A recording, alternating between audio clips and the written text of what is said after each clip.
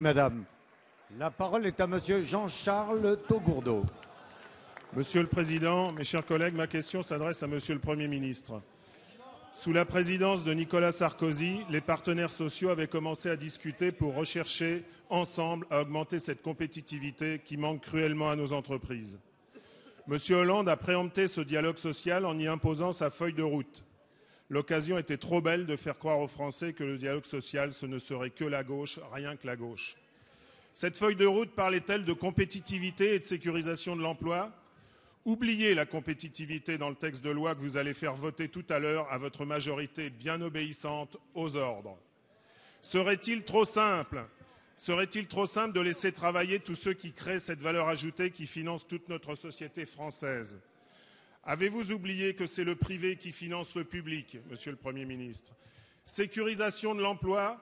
Moi, Président, j'interdirais de mentir aux Français. Sécuriser l'emploi, c'est tout faire pour qu'il y ait toujours du travail sur notre territoire, c'est donner envie d'entreprendre. En ayant suivi les débats, quel est le chef d'entreprise qui va avoir envie de passer le seuil de 50 salariés? Vous mentez aux salariés et vous découragez les patrons en ayant dénaturé l'accord. Vous n'avez pas sécurisé l'emploi, vous avez tenté de sécuriser votre conscience.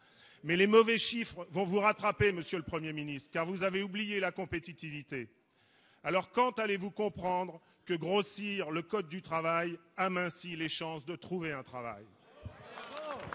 La parole est à Monsieur le ministre Michel Sapin. Allez. Monsieur le Président, Monsieur Taugourdeau, Mesdames, Messieurs les députés, pourquoi être si caricatural? Pourquoi avoir des propos aussi simplistes qui, à mon avis, choquent autant dans vos rangs ou dans les oreilles de ceux qui nous écoutent, salariés ou chefs d'entreprise? Pourquoi avoir des propos aussi caricaturaux? Monsieur le député, j'ai cru comprendre, lorsque vous avez commencé votre question, que le chantre du dialogue social avait été Nicolas Sarkozy. Celui qui, au cours de tous ces meeting après meeting, faisait siffler ceux qu'il appelait les corps intermédiaires et qui étaient autant les représentants des syndicats que les représentants du patronat.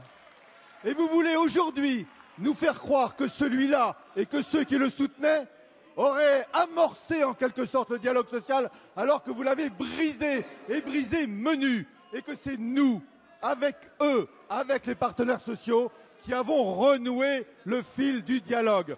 Car il n'y a pas d'autre solution pour faire en sorte que dans une entreprise, toutes les forces tirent dans le même sens que le dialogue social entre partenaires sociaux.